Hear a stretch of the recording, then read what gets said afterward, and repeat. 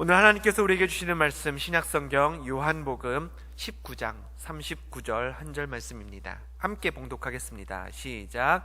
일찍이 예수께 밤에 찾아왔던 니고데모도 모략과 침향 섞은 것을 100리트라쯤 가지고 온지라. 아멘. 우리가 흔히 MIT라고 부르죠. 미국 매사추세츠 공과대학 내에 있는 한 연구소에서 세계에서 가장 유명한 사람이 누구인지를 조사해 보았습니다. 2008년부터 2013년까지 인터넷에 소개된 정보의 양과 또 그 정보를 찾는 사람들의 수, 이런 것들을 종합해서 순위를 매겼는데요.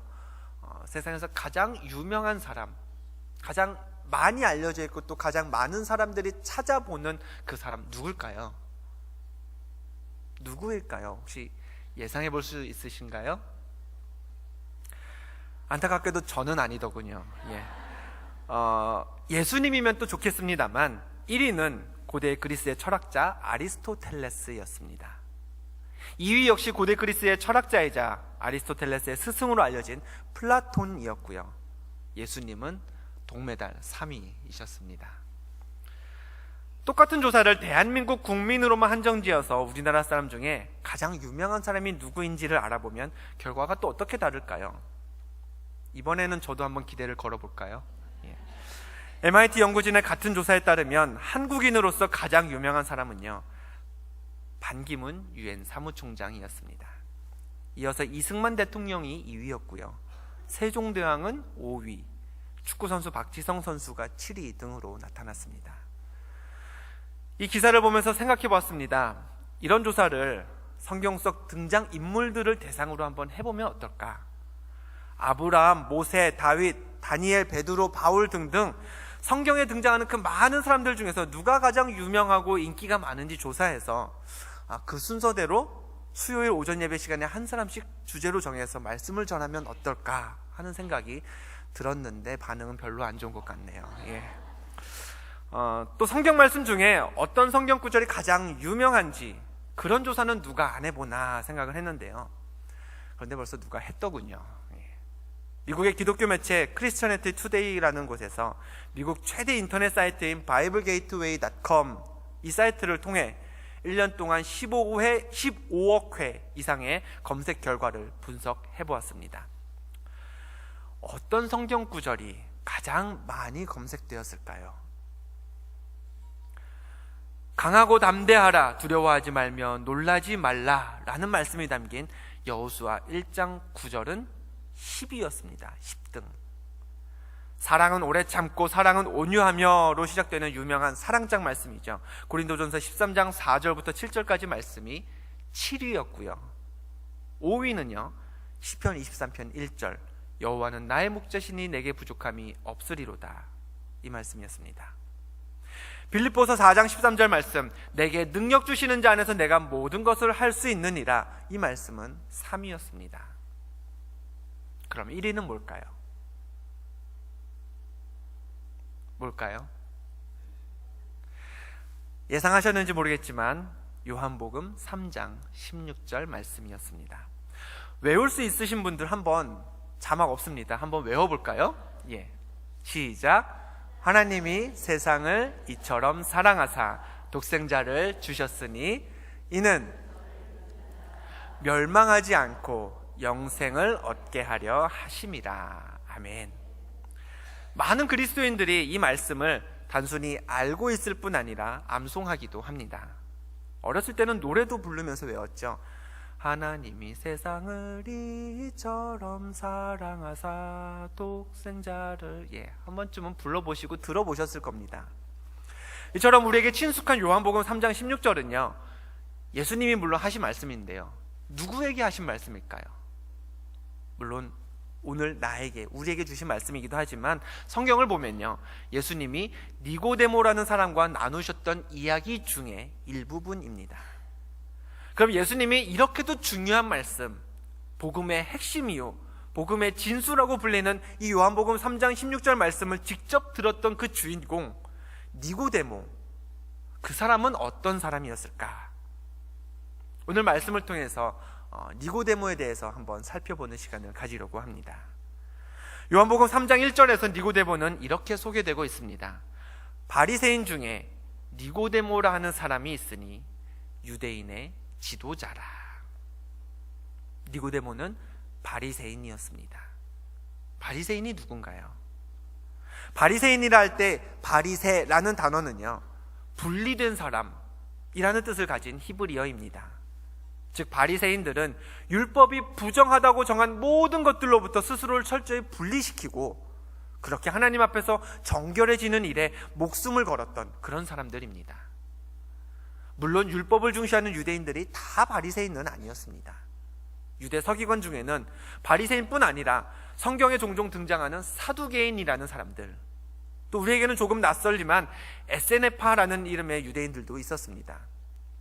예수님 당시 여러 유대 분파들 중에 여러 분파들이 있었지만 그 중에 그러나 세력이 가장 컸고 유대 사회에 미치는 영향력 또한 가장 강력했던 무리가 이 바리새인들이었는데요.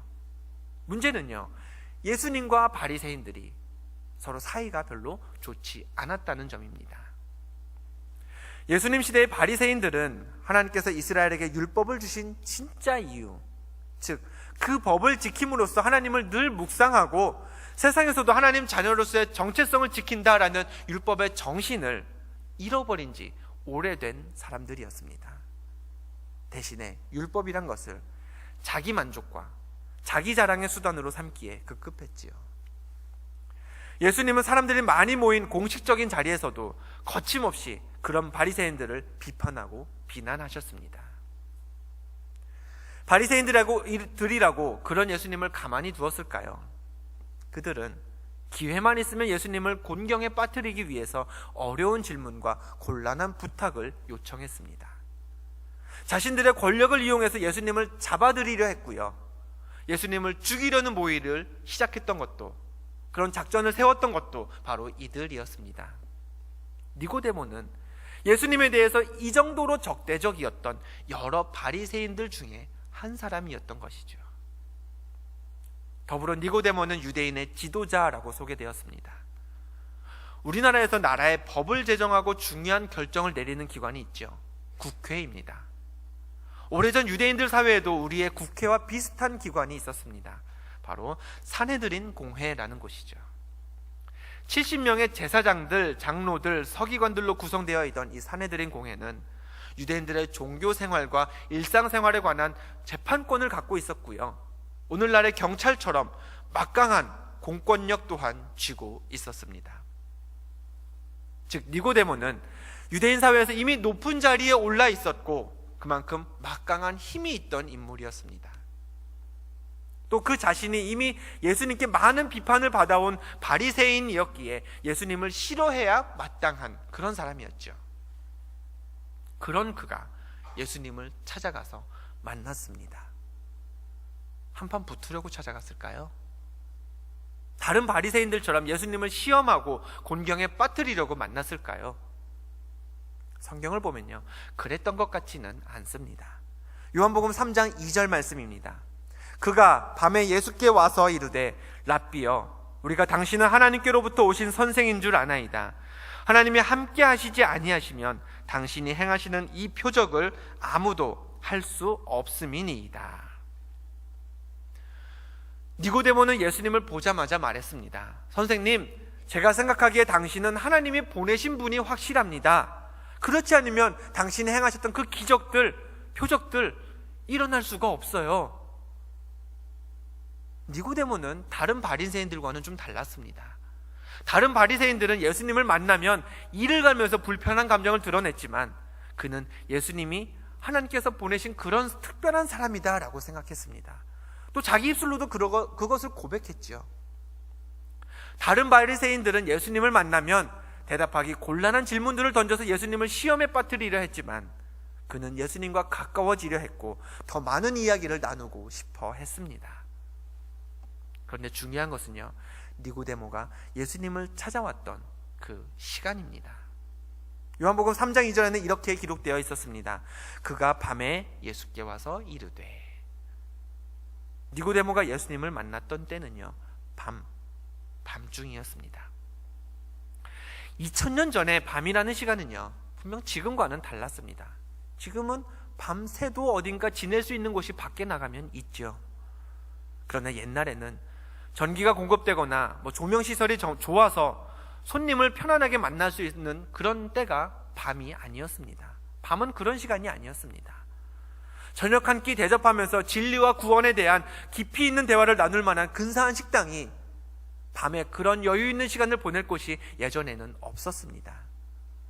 당시의 밤은요, 이 시대의 밤은요, 누구를 만나는 시간이 아니라 쉬어야 하는 시간이었고 잠을 자는 때였습니다. 그런데 니고데모는 굳이 밤에 예수님을 찾아갔습니다.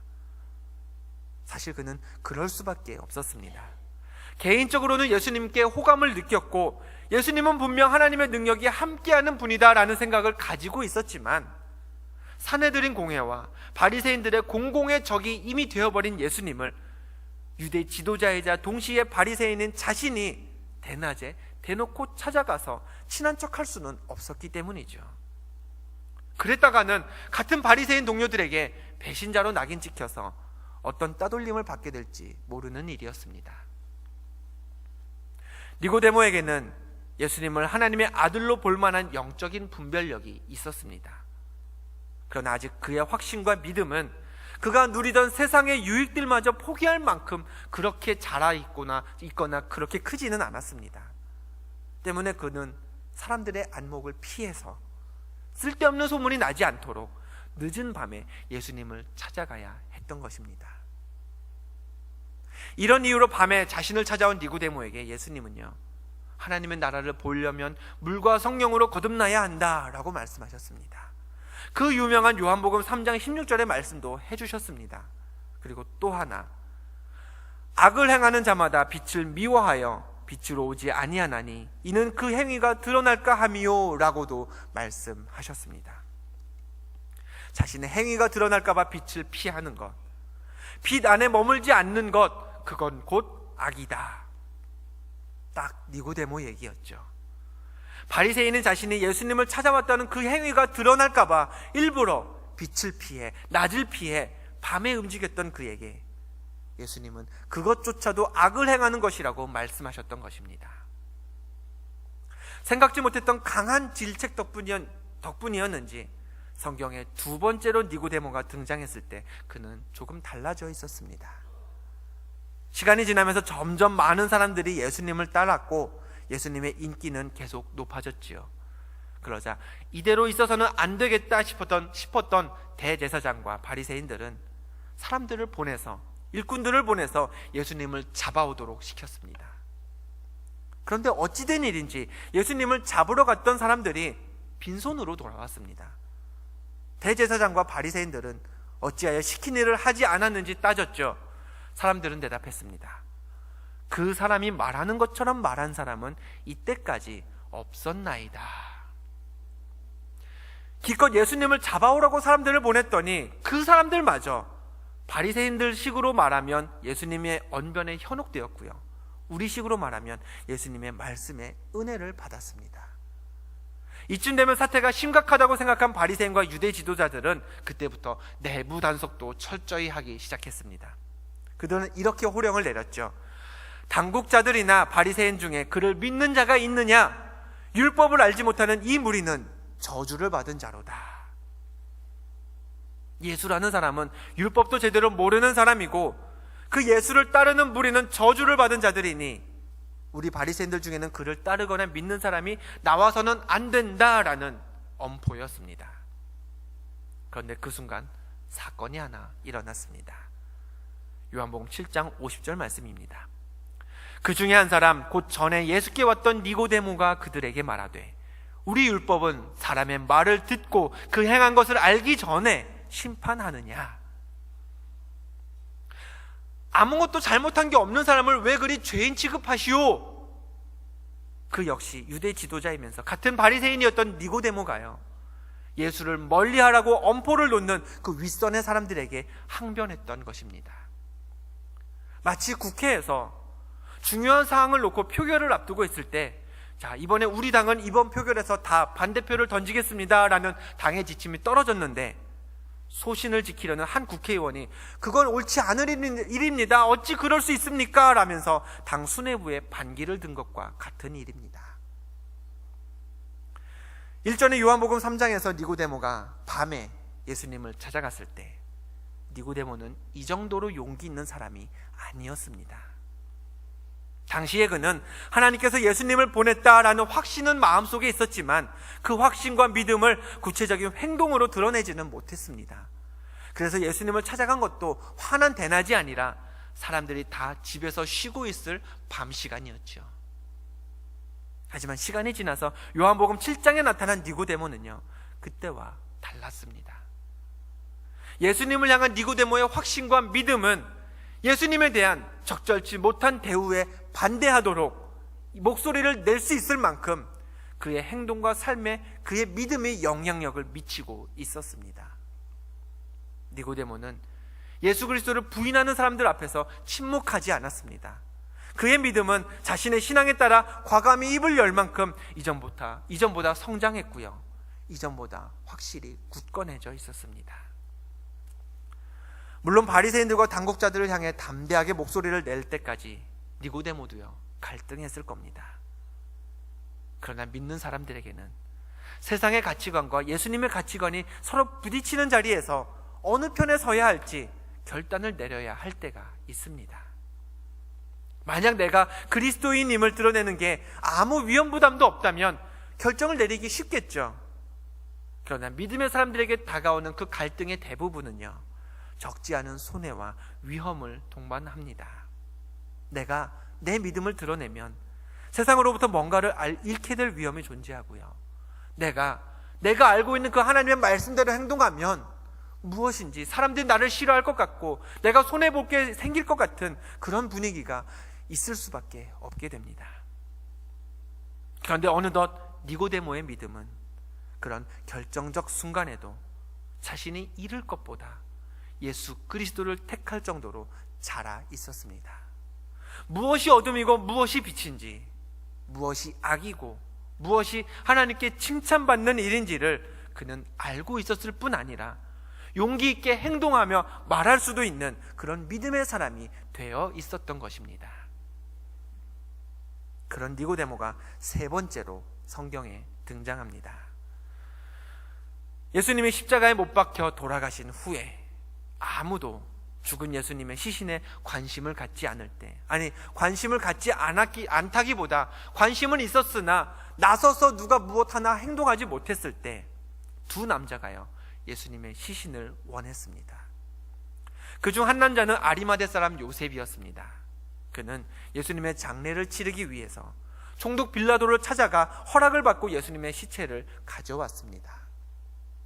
또 한 남자는 니고데모였습니다. 오늘 우리가 읽은 본문을 다시 한번 읽어보겠습니다.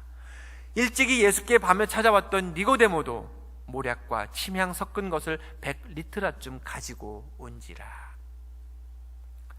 니고데모는 모략과 침향 섞은 것을 가지고 예수님의 시신을 찾았습니다.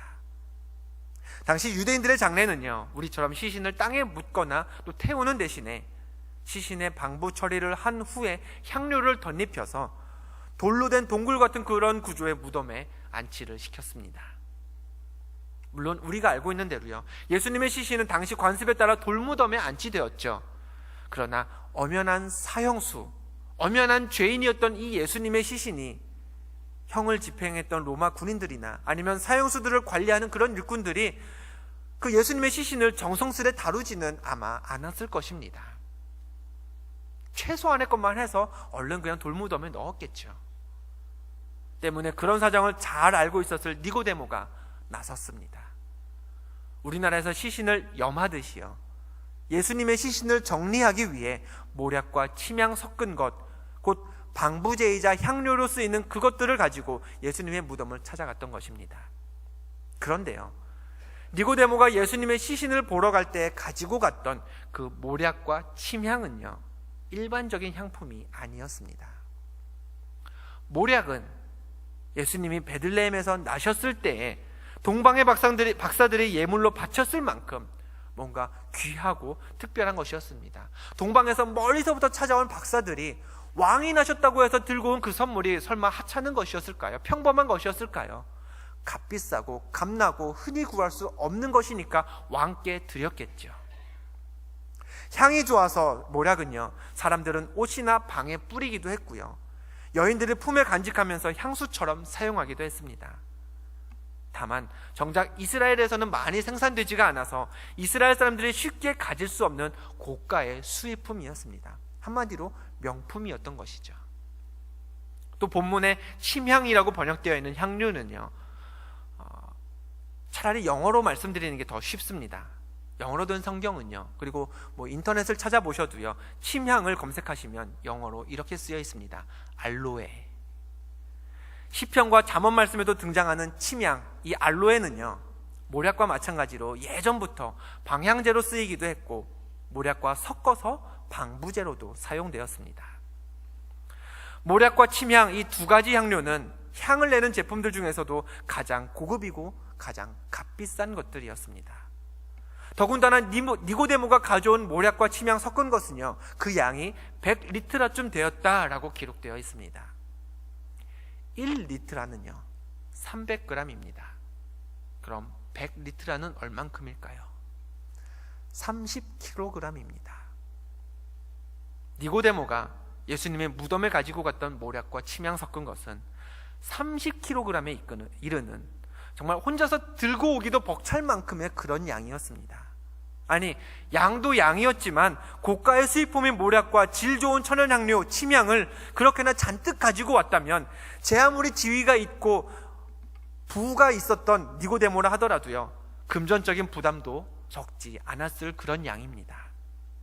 그런데 그렇게 좋은 향료를 이렇게나 많이 예수님을 위해 드렸다, 무슨 뜻일까요? 니고데모는 이미 예수님께 자기가 가진 모든 것을 드려도 아깝지 않을 만큼 예수님을 사랑하고 아끼는 사람이 되어 있었던 것입니다.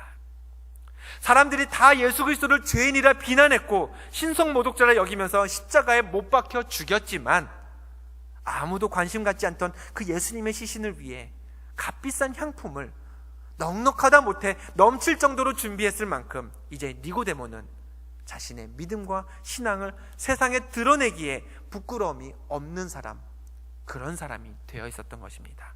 그는 지금은 세상을 향해서 담대했습니다. 예전에 밤에 예수님을 찾아갔던 예전의 니고데모가 아니었습니다.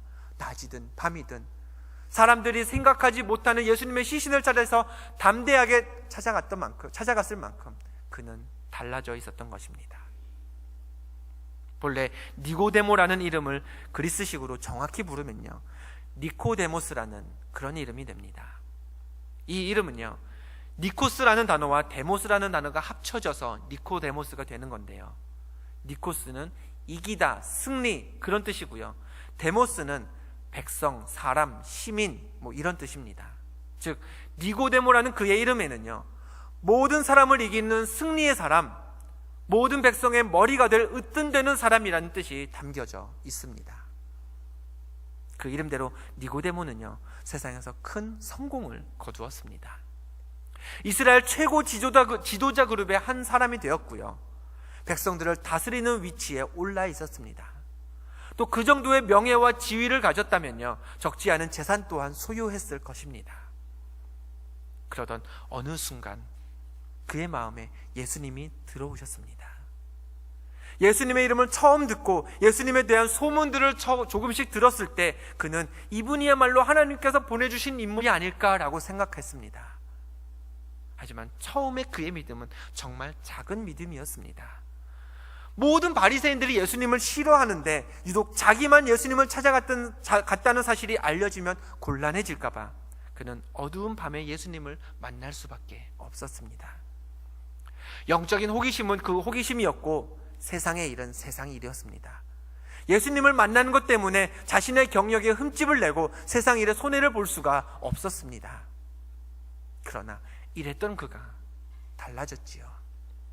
그렇게 밤에 만나게 된 예수님으로부터 직접 거듭남에 대한 비밀을 듣게 되고 또 하나님이 세상을 이처럼 사랑하사 독생자를 주셨다라는 그 유명한 요한복음 3장 16절의 말씀을 직접 전해 들은 후에 그는 변화되었습니다. 모든 바리새인들이 예수님을 멀리하자고 목소리를 높일 때 니고데모는 예수님이 옳다고 주장했습니다. 예수를 따르는 사람들은 다 저주를 받았다라고 치부될 때 그가 먼저 나서서 예수님의 편을 들었던 것이죠. 그런데 이제 니고데모의 믿음은 그저 예수님에 대한 호기심의 차원이 아니었습니다. 그의 가치관이 믿음 때문에 달라졌고요, 그의 행동이 신앙 때문에 달라졌습니다. 그리고 그는 하나님 안에서 한 번 더 성장했죠. 아리마대 사람 요셉 외에는 아무도 죽음 예수님의 시신에 관심을 두지 않을 때 니고데모는 세상의 눈치 보지 않고 예수님의 시신을 찾아갔습니다. 빈손도 아니고 많은 양의 값비싼 향료를 들고 죽은 예수님을 찾아갔던 그는 이미 세상의 승리, 육신의 승리가 아니라 영적인 승리가 진짜 승리라는 사실을 알고 있었습니다. 육신의 부유함이 아니라 성령의 풍성함을 누려야 하는 것 또한 알고 있었습니다. 때문에 그가 가진 그 믿음대로 행하는 사람, 우리를 위해 죽으신 예수님께 자신의 소중한 것을 기꺼이 드리는 그런 사람이 되어 있었습니다. 니고데모, 그는 예수님께서 전해주신 복음을 헛되이 듣지 않았습니다. 마음속에서 일어났던 성령과 세상의 갈등을 이겨냈습니다. 예수님에 대한 관심을 그저 관심 수준에만 머물게 두지 않았고요, 삶을 지탱하는 뿌리로 삼는 그런 거듭난 사람이 되었습니다. 신앙생활하면서 우리도 니고데모처럼 살았으면 좋겠습니다. 늘 똑같은 자리에서 늘 똑같이 예배드리고 늘 같은 시간에 예배드리면서 늘 똑같은 삶을 살아가는 그 대신에 니고데모처럼 하나님 앞에 합한 자녀로 조금씩 변화되어 갔으면 좋겠습니다. 더 굳건한 믿음의 사람으로 자랄 수 있으면 좋겠습니다. 바울은요, 데살로니가 후서를 시작하면서 데살로니가 교회 성도들에게 인사를 전한 후 가장 먼저 이렇게 썼습니다. 형제들아, 우리가 너희를 위하여 항상 하나님께 감사할지니 이것이 당연함은 너희의 믿음이 더욱 자라고 라고 했습니다.